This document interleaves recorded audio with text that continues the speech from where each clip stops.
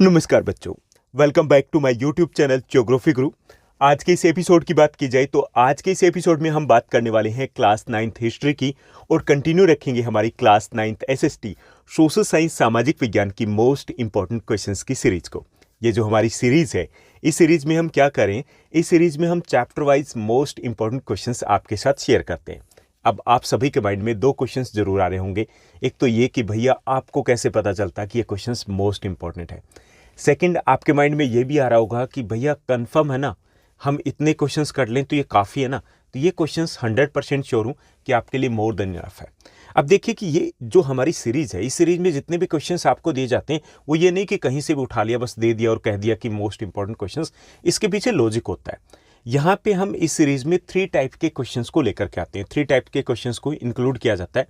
First type के questions वो होते हैं जो आपके चैप्टर के मेन थीम या मेन कंसेप्ट से रिलेटेड होते हैं। ओके, सबसे ज़्यादा क्वेश्चंस इसी टाइप के पूछे जाते हैं। देखिए, एक सीधा सा मैं लॉजिक आपको बता रहा हूँ जो आगे बाकी सब्जेक्ट में भी आपको काम देगा, लाइफ में भी आपको काम देगा। जैसे आपका कोई भी एग्जाम होता है उसमें 75% अगर आपको स्कोर करना है तो वो 75% जो क्वेश्चंस होते हैं वो आपके 25% टॉपिक में से होते हैं। 25% जो सिलेबस के मेन इंपॉर्टेंट टॉपिक्स होते हैं उनसे रिलेटेड होते हैं। यानी कि वो 25% अगर टॉपिक्स आप ठीक से कर लेते हो 75% स्कोर कर सकते हो। दूसरा ये कि अगर आपने इस 25% टॉपिक को कंसेप्ट समझ के किया है तो आप उसमें से 10% अपने कॉमन सेंस से कर पाओगे। यानी कि 85% आपको स्कोर करने के लिए सारा पढ़ने की नीड नहीं होती, 25% पढ़िए। जो मेन कंसेप्ट होते हैं चैप्टर के, जो मेन थीम होता है वो काफ़ी रहता है। ठीक, तो यहाँ पे फर्स्ट टाइप के क्वेश्चन जो इस सीरीज में हम इंक्लूड करते हैं वो होते हैं जो चैप्टर के मेन थीम या कंसेप्ट से रिलेटेड होते हैं। ओके, उसके बाद आते हैं सेकंड टाइप के क्वेश्चन जो इस सीरीज में इंक्लूड करते हैं। वो हम इंक्लूड करते हैं जो सबसे ज़्यादा रिपीटेड क्वेश्चंस होते हैं। कुछ क्वेश्चंस ऐसे होते हैं जो आपके एग्जाम में हर बार दिखाई देंगे, उनकी लैंग्वेज थोड़ी बहुत ऊपर नीचे हो जाती है, 19-20 हो जाती है, बाकी वो क्वेश्चंस आपके एग्जाम में रहते हैं, उनकी सीट फिक्स रहती है हर बार।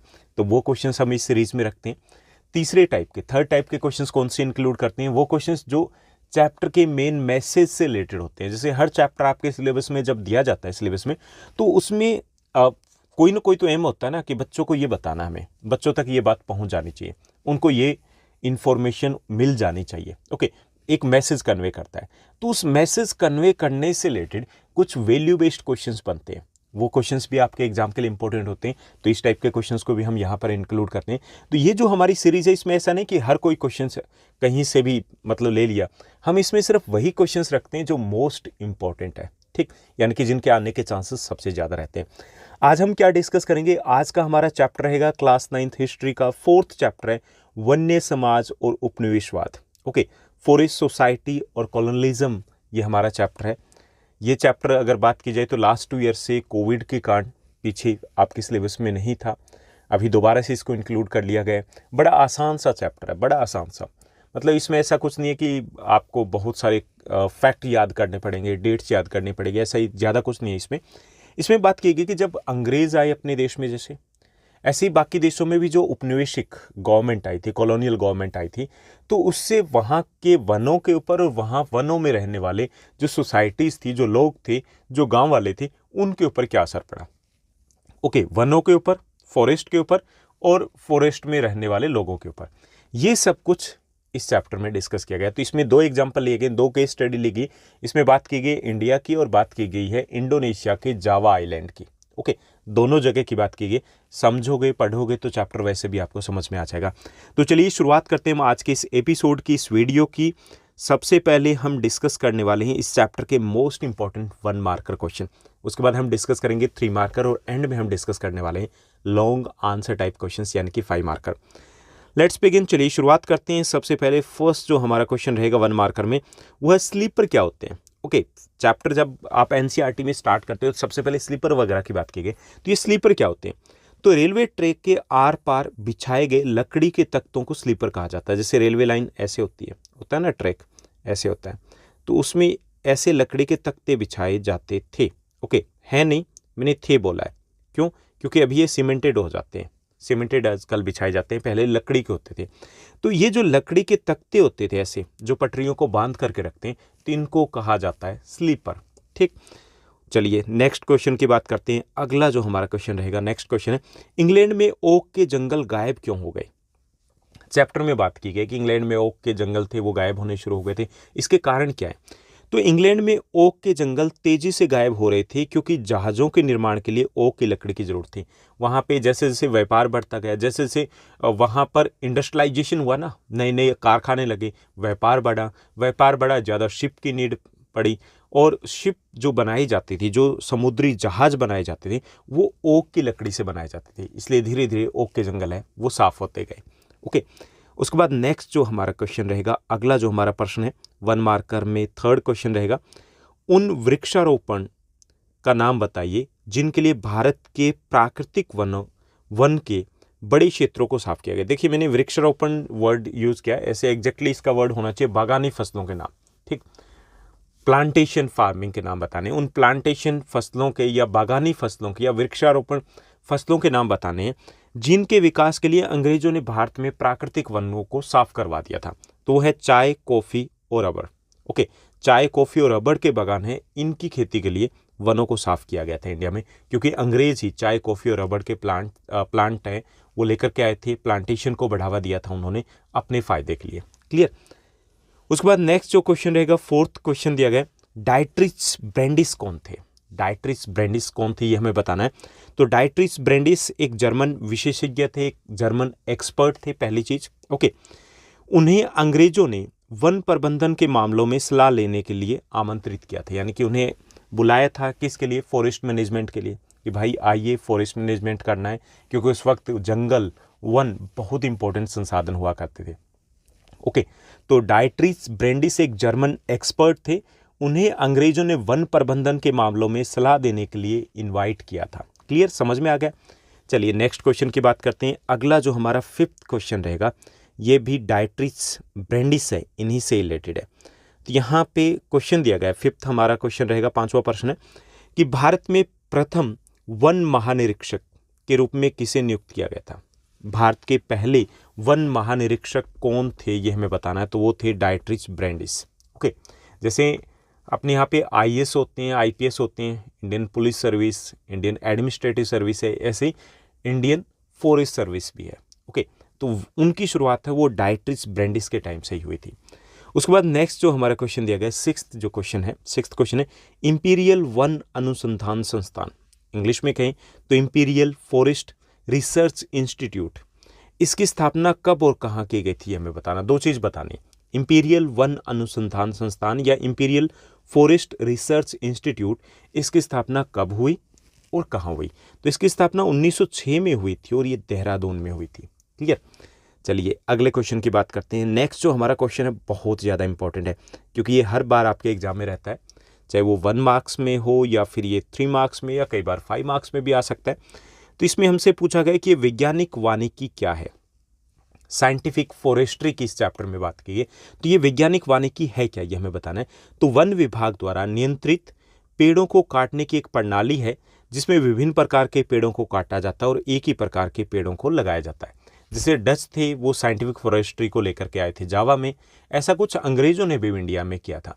इसमें क्या करता है कि वन विभाग है वो नियंत्रित तरीके से क्या करता है, पेड़ों को कटवाता है। ठीक, इसमें अलग अलग टाइप के, जैसे एक इलाके में पेड़ है तो उनको कटवा दिया और उसकी जगह पंक्तियों में एक ही प्रकार के पेड़ लगाए जाते थे।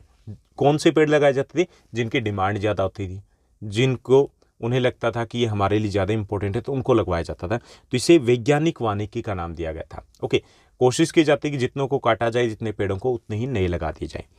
उसके बाद नेक्स्ट जो हमारा क्वेश्चन दिया गया, अगला हमारा प्रश्न है स्वीडन कृषि का दूसरा नाम क्या है, या झूम कृषि का दूसरा नाम क्या है। तो स्थानांतरित कृषि या घुमंतु कृषि, यानी कि स्थानांतरित कृषि या फिर घुमंतु कृषि भी इसको कहा जाता है। इसके बारे में हम डिटेल में आगे भी बात करने वाले हैं, थोड़ा सा समझ लेते हैं। स्थानांतरित कृषि या घुमंतु कृषि या झूम कृषि इसको कहा जाता है। ये कृषि है वो घूम घूम के की जाती है, इसलिए इसको झूम कृषि बोलते हैं। स्थानांतरित कृषि इसको इसलिए बोलते हैं, इंग्लिश में कहें तो शिफ्टिंग कल्टीवेशन, क्योंकि इसमें किसान है वो खेती करने की जमीन को शिफ्ट करते रहते हैं, स्थान को बदलते ही रहते हैं, यानी स्थान बदल बदल के ये कृषि की जाती है। ओके, ऐसा क्यों करते हैं, क्योंकि ये जो आदिवासी लोग हैं वो इस प्रकार की कृषि करते थे और करते हैं, जो वनों में रहते हैं, तो वो बड़े देसी तरीके से खेती को करते हैं। कहीं पे जहाँ पे कृषि करनी है पेड़ों को काटते हैं, जलाते हैं, साफ़ किया, वहाँ पे खेती करना शुरू कर दिया, तो ना तो वो केमिकल फर्टिलाइज़र यूज़ करते हैं, ना ही वो प्रॉपर तरीके से यूज़ करते हैं, ना मशीन का यूज़ करते हैं, ना वो मतलब मेहनत ज़्यादा करते हैं, कोई वैज्ञानिक आधार नहीं होता। तो इसलिए ज़मीन है वो थोड़ी सी कम उपजाऊ हो जाती है। कब? थोड़े से टाइम के बाद। जब वो लेस फर्टाइल हो जाती है तब क्या करते हैं, ये अपना बैग उठाया दूसरी जगह चले जाते हैं। ओके, तो ये है स्थानांतरित कृषि या घुमंतु कृषि। ठीक, उसके बाद 9th जो हमारा क्वेश्चन रहेगा, अगला जो हमारा प्रश्न है क्वेश्चन नंबर 9 है मोस्ट इंपॉर्टेंट क्वेश्चंस की सीरीज में। 9वां हमारा प्रश्न है, जहाजों या रेलवे के निर्माण के लिए किस प्रजाति के पेड़ों को बढ़ावा दिया गया। ओके, जहाजों या रेलवे के निर्माण के लिए किस प्रजाति के पेड़ों को बढ़ावा दिया गया, ये हमें बताना है। तो सागवान और साल के जो पेड़ थे इनको बढ़ावा दिया गया था क्योंकि इनकी डिमांड सबसे ज़्यादा थी। ओके, ये सबसे महत्वपूर्ण पेड़ थे। उसके बाद नेक्स्ट जो क्वेश्चन रहेगा, अगला हमारा प्रश्न है, देवसारी, दांड या मान से आप क्या समझते हैं। हमें बताना है देवसारी, दांड या मान ये है क्या। ओके, तो यदि बस्तर के अगर गांव की बात करें तो बस्तर के गांव के लोग जो थे, बस्तर क्या है जो छत्तीसगढ़ है उसका दक्षिणी भाग में आ जाता है, तो वहाँ पे घने जंगल पाए जाते हैं। तो बस्तर के गांव के लोग यदि दूसरे गांव के जंगलों से कुछ लकड़ी लेना चाहते थे उस वक्त, कि मान लीजिए एक गांव के लोग हैं तो उनके अपने फॉरेस्ट होते थे, अगर वो दूसरे गांव के जंगल से लकड़ी लेना चाहते थे तो उन्हें देवसारी, दांड या मान नाम का एक छोटा सा कर देना पड़ता था। ओके, ये क्या था, यानी कि देवसारी, दांड या मान क्या है, एक छोटा सा कर या टैक्स होता था। कौन देता था? एक गांव के लोग दूसरे गांव के लोगों को देते थे अगर वो दूसरे गांव के जंगलों से लकड़ी इकट्ठा करते थे। ठीक, तो उसे देवसारी, दांड या मान कहा जाता था। Now let's move to the next question. अगले क्वेश्चन की बात करते हैं। अगला जो हमारा क्वेश्चन रहेगा, भस्म करो और भागो नीति क्या थी। भस्म कर भागो या भस्म करो और भागो, एक ही बात है। तो भस्म कर भागो नीति क्या थी? तो डच जो थे, डच समझ रहे हो ना, डच क्या थे? नीदरलैंड देश का नाम आपने सुना होगा। नीदरलैंड के जो लोग हैं उनको डच कहा जाता है। ठीक, तो जैसे अपने यहाँ पे हम किसके अधीन आते थे? हम ब्रिटिशर्स के अधीन थे, अंग्रेजों के अधीन आते थे, हम अंग्रेजों की कॉलोनी थे, उपनिवेश थे। ऐसे ही जो इंडोनेशिया था वो डचों की कॉलोनी था। ओके, इंडोनेशिया में जिसकी बात की गई, जावा की बात की गई, तो जावा एक द्वीप है वहाँ का, तो वो किसके अंडर में आता था? वो डचों के अंडर में आता था। तो जो डच थे उन्होंने भस्म कर और भागो की नीति का पालन किया था। उन्होंने ये नीति लेकर के आए थे। उन्होंने आरा घरों को, आरा समझते हो ना, जहाँ लकड़ी वगैरह की कटाई होती है, आरा घरों को नष्ट कर दिया और सागवान के लट्ठों के विशाल जो ढेर थे उनको जला दिया ताकि वे दुश्मन कौन? जापानी, उनके हाथों में ना लगे। यानी कि ऐसा कब हुआ था? भस्म करो और भागो नीति का पालन था वो डच सरकार ने किया था। इस नीति का प्रयोग था वो द्वितीय विश्व युद्ध के दौरान किया गया था और इस नीति के तहत आरा घरों को नष्ट कर दिया गया, सागवान के बड़े बड़े लट्ठों के जो ढेर थे उनको जला दिए गए ताकि वो संसाधन जापानियों के हाथ ना लगे। ओके, तो ये थी भस्म करो और भागो नीति। क्लियर? ये वनों के लिए बड़ी खतरनाक थी क्योंकि चाहे वो भस्म करो और भाग तो रहे थे वो अपनी बचत के लिए या फिर कि दुश्मनों के हाथ में ये जंगल ना लगे, लेकिन इससे वनों को नुकसान पहुंचा था। उसके बाद नेक्स्ट जो हमारा क्वेश्चन रहेगा, अगला हमारा प्रश्न है क्वेश्चन नंबर 12 दिया गया, 12वां प्रश्न है, वन समुदायों के उन नेताओं के नाम बताइए जिन्होंने अंग्रेजों के खिलाफ विद्रोह किया था। यह हमें बताना है। उन दो नेताओं के नाम बताने जिन्होंने अंग्रेजों के खिलाफ विद्रोह किया था, अड़ गए थे, लड़ गए थे, खड़े हो गए थे कि नहीं, हम अपने देश में, हमारे ऊपर आप हुक्म नहीं चला सकते, हम अपने देश में अपने अनुसार रहेंगे। तो दो वन समुदायों के नेताओं के नाम बताने, तो वो है छोटा नागपुर पठार के बिरसा मुंडा, आज भी सम्मान के साथ उनका नाम लिया जाता है। अगर बात की जाए बिहार की, बात की जाए झारखंड की, वहाँ पर तो छोटा नागपुर पठार के बिरसा मुंडा और दूसरे थे आंध्र प्रदेश के अलूरी सीताराम राजू। एक ही व्यक्ति का नाम है ये, सीताराम राजू और बिरसा मुंडा। ये दो वन समुदाय के नेता थे जिन्होंने अंग्रेजों के खिलाफ झंडा बुलंद किया था। उसके बाद तीसरा जो 13th क्वेश्चन है, नेक्स्ट जो क्वेश्चन दिया गया, गुंडाधुर कौन था? तो नेथानार गांव के गुंडाधुर अंग्रेजों के खिलाफ आंदोलन में एक महत्वपूर्ण व्यक्ति थे। यानी कि अंग्रेजों के खिलाफ जो आंदोलन हुआ था, जो वन समुदायों ने जब विरोध किया था, तो उनमें से एक गुंडाधुर भी थे जिन्होंने झंडा बुलंद किया था, जिन्होंने विद्रोह किया था, जिन्होंने अंग्रेजों की नीतियों का विरोध किया था इंडिया में। उसके बाद नेक्स्ट जो क्वेश्चन रहेगा, अगला जो प्रश्न दिया गया है, क्वेश्चन नंबर हमारा 14 है, 14वां प्रश्न है, बस्तर कहाँ स्थित है? ये हमें बताना कि ये बस्तर है कहाँ। तो बस्तर छत्तीसगढ़ के सबसे दक्षिणी भाग में, जैसे छत्तीसगढ़ की बात करें तो इस टाइप की शेप में है छत्तीसगढ़, ठीक। तो उसका जो साउदर्न पार्ट है वो बस्तर है पूरा पूरा। पहले ये एक ही डिस्ट्रिक्ट होता था, यानी कि आधा छत्तीसगढ़ एक डिस्ट्रिक्ट, जो बस्तर था वो सबसे बड़ा जिला होता था पूरे देश का। अब बस्तर के कई सारे जिले बना दिए गए। तो दक्षिणी भाग है, जो सबसे दक्षिणी भाग है छत्तीसगढ़ का, वहाँ पर बस्तर है। उसके बाद नेक्स्ट जो क्वेश्चन दिया गया 15वां हमारा प्रश्न है, कौन सी नदी बस्तर क्षेत्र से होकर के बहती है? तो इंद्रावती नदी है, वो बस्तर के लगभग मध्य से होकर के, बीच में से होकर के बहती है। उसके बाद 16th क्वेश्चन दिया गया, 16वां हमारा प्रश्न दिया गया, इंडोनेशिया में उपनिवेशिक शक्ति का नाम बताना, यानी कि इंडोनेशिया में कौन सी शक्ति थी जिसके अधीन था इंडोनेशिया? ओके, तो वो थे डच निवासी, यानी कि इसको आप कह सकते हो नीदरलैंड के निवासी, या अकेला डच भी लिख सकते हो। क्लियर। उसके बाद अगला जो हमारा प्रश्न रहेगा, नेक्स्ट हमारा क्वेश्चन रहेगा, अगला क्वेश्चन दिया गया, जावा के क्लंगा, कई जगह पे क्लंगा लिखा जाता है, कभी कभी इसको क्लंग लिखा जाता है, एक ही बात है। तो जावा के क्लंगा या क्लंग कौन थे? तो जावा के कुशल वन काटने वाले और घुमंतू कृषि करने वाले लोगों को क्लंगा के नाम से जाना जाता था। यानी कि जावा में स्किल्ड वुड कटर थे, स्किल्ड फॉरेस्ट कटर थे, स्किल्ड थे, मतलब उनको महारत हासिल थी वनों को काटने में। तो जावा के कुशल वन काटने वाले और घुमंतू यानी कि झूम कृषि करने वाले लोगों को क्लंगा या क्लंग के नाम से जाना जाता था, ठीक। उसके बाद नेक्स्ट जो क्वेश्चन है, सामिन कौन था? सामिन कौन था?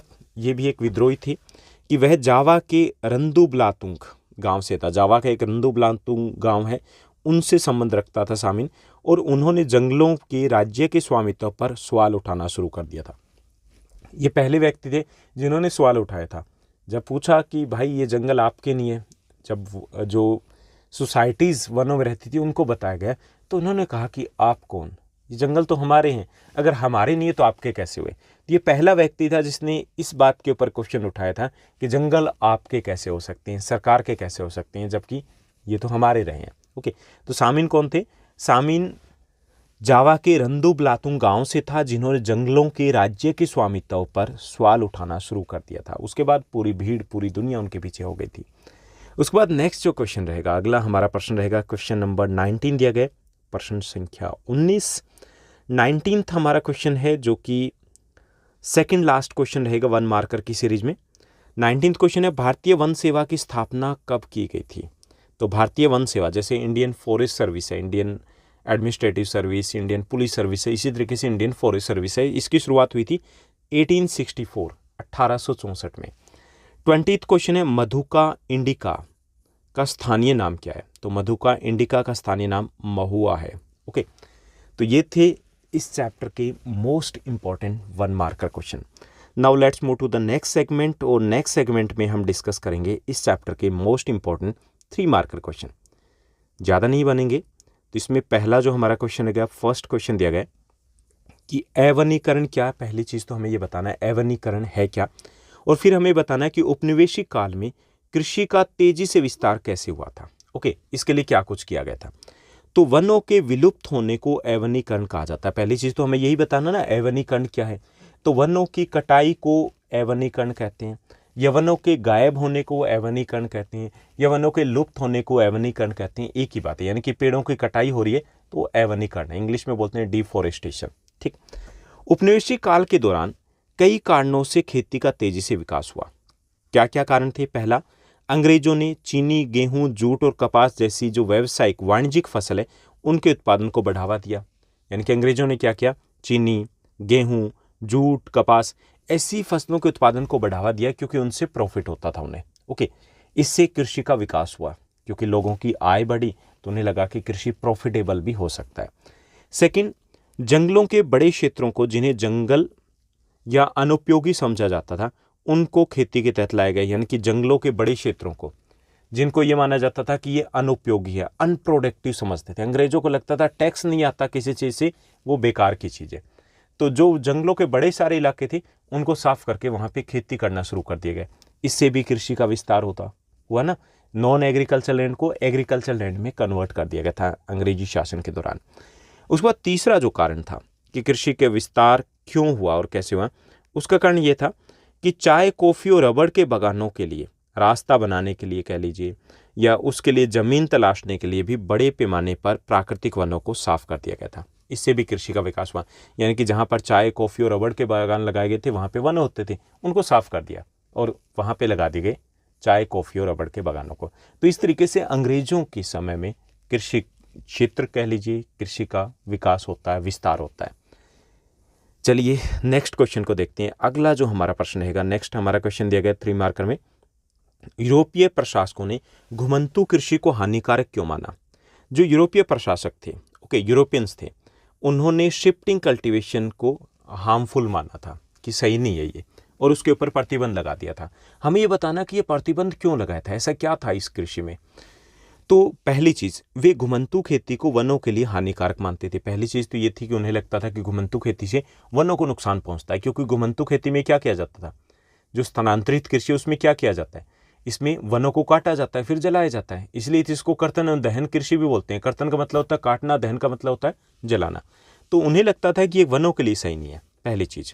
दूसरा, उन्होंने महसूस किया कि जिस भूमि का उपयोग हर वर्ष किस लिए किया जाता है, खेती के लिए किया जाता है, उसमें रेलवे की लकड़ी के लिए पेड़ नहीं उग सकते थे। उन्होंने ये भी महसूस किया कि हर कुछ वर्षों में जैसे खेती की, उसके बाद खाली छोड़ दिया, फिर घूम के वापस वहीं आ जाते थे कई वर्षों के बाद, तो उसमें पेड़ तो नहीं लगाए जा सकते ना, इतने टाइम में वो तैयार ही नहीं होते थे। रेलवे के लिए उन्हें लकड़ी की आवश्यकता थी, इसलिए उन्हें लगा कि बेकार की चीज़ है, इस खेती को बंद करो। तीसरा, जब एक जंगल जला दिया जाता था पेड़ों को काट के साफ करने के लिए, खेती के योग्य बनाने के लिए, जब जंगल को जलाया जाता था तो आग की लपटों के फैलने से बाकी जो जंगल है जहाँ पे मूल्यवान लकड़ी थी उसमें भी आग लगने का डर बना रहता था। अंग्रेजों को लगा कि इससे तो और बड़ी समस्या हो सकती है, इसलिए भी इसके पक्ष में नहीं थे, उन्होंने हानिकारक माना। इसके साथ साथ स्थानांतरित खेती ने सरकार के लिए करों का प्रबंधन करना भी कठिन बना दिया था। इसके अलावा अंग्रेजों को ये भी लगता था कि जो शिफ्टिंग कल्टीवेशन है ना, तो फिक्स जगह पे की जाती, ना इसका खेत फिक्स होता, ना जो करने वाले फिक्स होते। इसलिए टैक्स वगैरह तो हमें ठीक से मिल ही नहीं पा रहा, इतने झमेले में काहे को पड़ा जाए, छोड़ो ना, बंद करवा देते हैं इसको। तो इन सब कारणों से जो यूरोपियंस थे उन्होंने स्थानांतरित कृषि या घुमंतू कृषि को हानिकारक माना था। क्लियर। चलिए अगले क्वेश्चन की बात करते हैं। अगला जो हमारा प्रश्न रहेगा 3 मार्कर में, शॉर्ट आंसर टाइप क्वेश्चंस में थर्ड क्वेश्चन रहेगा। तीसरा हमारा प्रश्न है, डच वैज्ञानिक वानिकी क्या थी, यह हमें बताना है। इंपॉर्टेंट, बहुत इंपॉर्टेंट क्वेश्चन है ये। डच वैज्ञानिक वानिकी क्या थी, या फिर सीधा भी कह सकते हैं वैज्ञानिक वानिकी का मतलब क्या है, यह हमें बताना है। तो वैज्ञानिक वानिकी में विभिन्न प्रकार के वृक्षों वाले प्राकृतिक वनों को काट दिया गया, यानी कि जहाँ पर अलग अलग टाइप के पेड़ मिलते थे, कुछ जगह पे अलग पेड़, कुछ जगह पे अलग पेड़, ऐसे जो फॉरेस्ट थे उनको काट दिया गया और उनके स्थान पर सीधी कतारों में एक ही प्रकार के पेड़ लगाए गए थे, जिन्हें वृक्षारोपण या प्लांटेशन का नाम दिया गया था इंग्लिश में कहें तो। यानी कि यहाँ पे उनके स्थान पे क्या किया गया, सीधी कतारों में एक ही टाइप के पेड़ लगवा दिए गए। कौन से पेड़ लगाए, जो उनके लिए इंपॉर्टेंट थे, जो वैल्यूएबल थे, जिनकी डिमांड ज़्यादा थी, वो लगवा दिए गए। तो इसे नाम दिया गया प्लांटेशन। इसके साथ साथ वन अधिकारियों ने वनों का सर्वेक्षण किया, सर्वे किया, पूरा एरिया का अनुमान लगाया और वन प्रबंधन के लिए कई प्रकार की प्लानिंग या योजनाएं भी बनाई उन्होंने। ठीक। इसके साथ साथ उन्होंने वैज्ञानिक रूप से योजना बनाई कि हर साल कितने वृक्षारोपण क्षेत्रों से, कितने वन क्षेत्र से पेड़ों को काटना है और कटे हुए क्षेत्रों को किस प्रकार से लगाया जाना है और कौन लगाएगा। तो इसे वैज्ञानिक वानिकी का नाम दिया गया, यानी कि प्रॉपर तरीके से मैनेजमेंट के साथ वनों को काटा जा रहा था और प्रॉपर प्लानिंग के साथ उनको वापस लगाया जा रहा था। तो इसको नाम दिया गया वैज्ञानिक वानिकी। इसको डच वैज्ञानिक वानिकी इसलिए कहते हैं क्योंकि इसको इंट्रोड्यूस किया था जो डच गवर्नमेंट थी उसने जावा में, इंडोनेशिया में। क्लियर। उसके बाद नेक्स्ट जो हमारा क्वेश्चन रहेगा, अगला जो हमारा प्रश्न है क्वेश्चन नंबर 4 रहेगा, शॉर्ट आंसर टाइप क्वेश्चन में। इसमें पूछा गया है, जो क्वेश्चन है उसको रीड करते हैं कि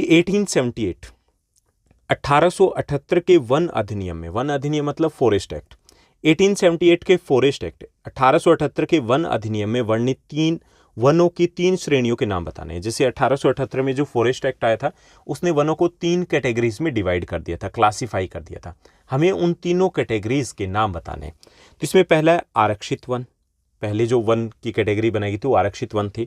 ये सबसे महत्वपूर्ण वन थे। ठीक, सबसे सर्वोत्तम वनों को आरक्षित वन कहा जाता था। ग्रामीण इन इलाकों से कुछ नहीं ले सकते थे, ना लकड़ियां काट सकते थे, ना वनों को काट सकते थे, ना पशुओं को चरा सकते थे। ठीक, ये आरक्षित थे, रिजर्व्ड थे। दूसरे थे संरक्षित वन।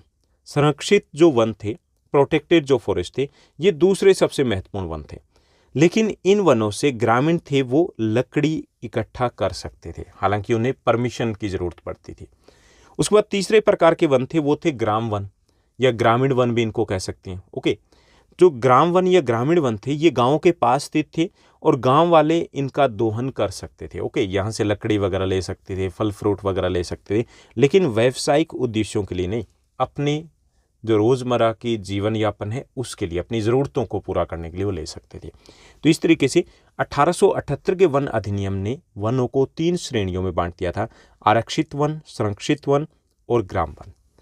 ये थे इस चैप्टर के most important short answer type questions, यानी कि 3 marker question. Now let's move to the next segment. अगले सेगमेंट में हम बात करेंगे इस चैप्टर के most important long answer type questions, यानी कि 5 मार्कर क्वेश्चन की।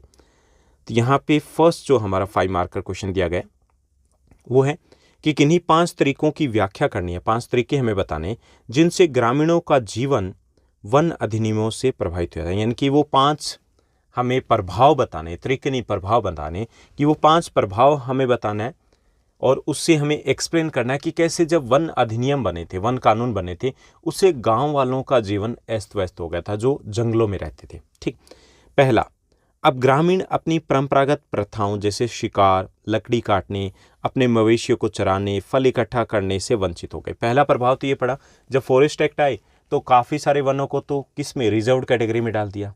ठीक, अब वहाँ तो जा ही नहीं सकते थे, तो जो अपनी सैकड़ों सालों से वो काम करते आ रहे थे, वहीं से शिकार करते थे, वहीं से लकड़ी काटते थे, वहीं पशुओं को चराते थे, वहीं से फल इकट्ठा करते थे, वहीं पर वो रहते थे, अब इन सब से उनको वंचित कर दिया गया।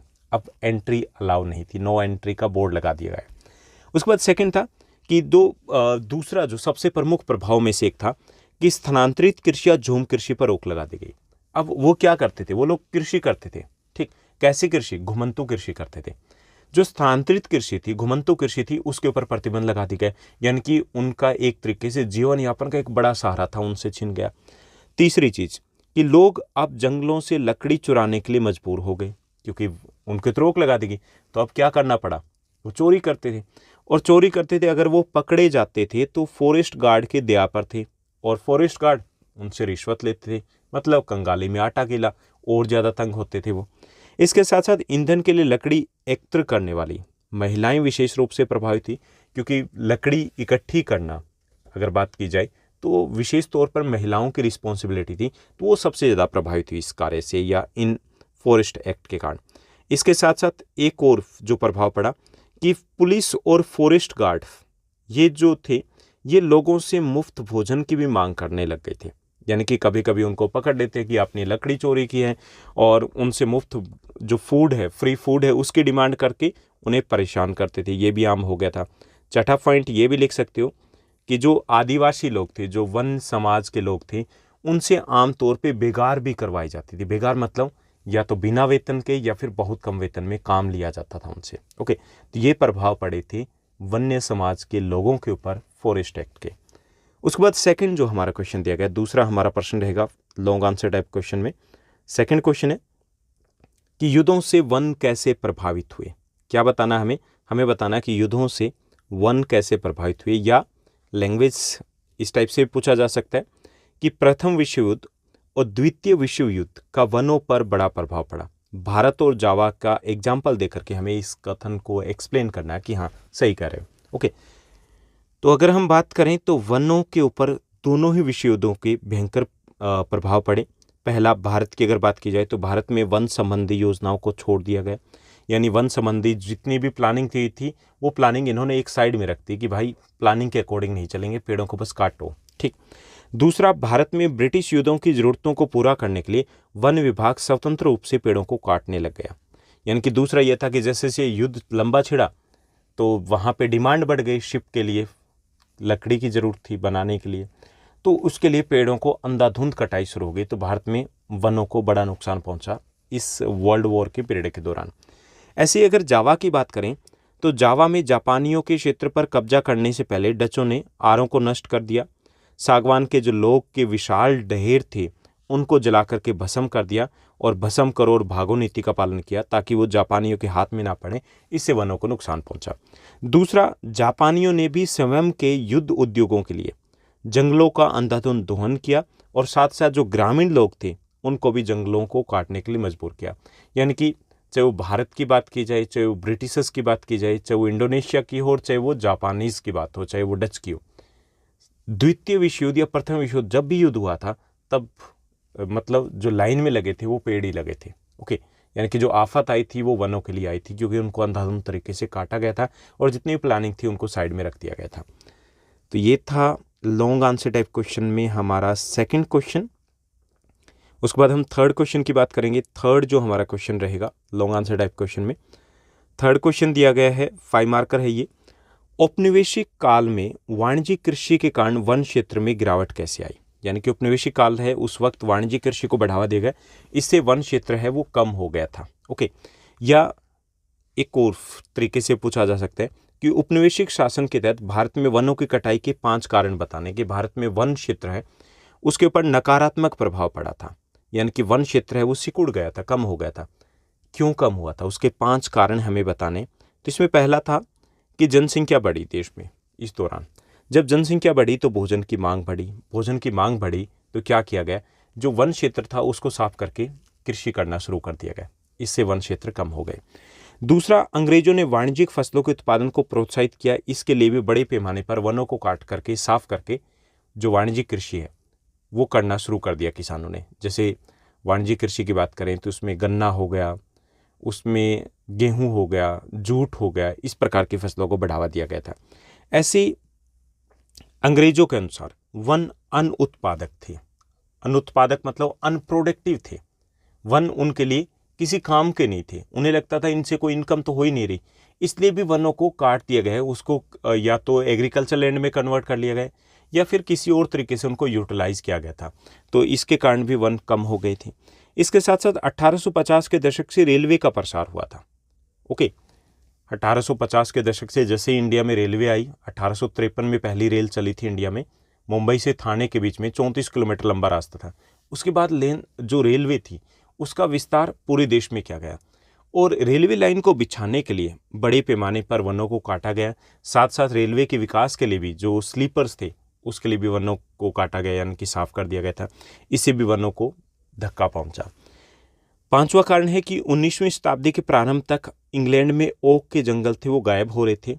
इसने रॉयल नेवी के लिए लकड़ी की आपूर्ति की समस्या पैदा कर दी और उसका समाधान ये निकाला गया कि भारत से पेड़ों को काटा गया और वहाँ पर लकड़ी की सप्लाई की गई थी, इससे भी वन क्षेत्र के ऊपर नकारात्मक प्रभाव पड़ा।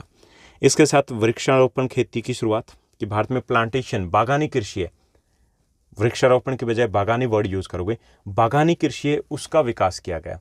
जैसे चाय, कॉफ़ी, रबड़ इत्यादि कृषि को बढ़ावा दिया अंग्रेजों ने, इसके लिए भी बड़े पैमाने पर वनों को साफ कर दिया गया था। तो ये कुछ कारण हैं जिसके कारण वन थे वो सिकुड़ते गए, सिमटते गए, साफ होते गए। तो ये था हमारा चैप्टर नंबर 4, वन्य समाज और उपनिवेशवाद, और इस चैप्टर के मोस्ट इंपॉर्टेंट क्वेश्चंस।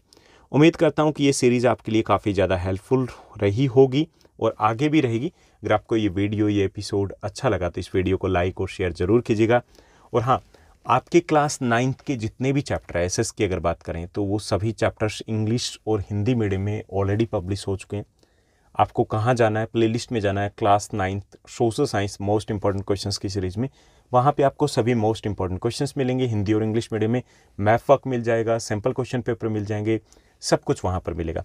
इसके साथ साथ आपके जो प्रोजेक्ट बनते हैं उन प्रोजेक्ट से रिलेटेड वीडियोज़ है वो भी अलग से, असाइनमेंट एंड प्रोजेक्ट एक प्लेलिस्ट है वहाँ पर आपको मिल जाएंगे।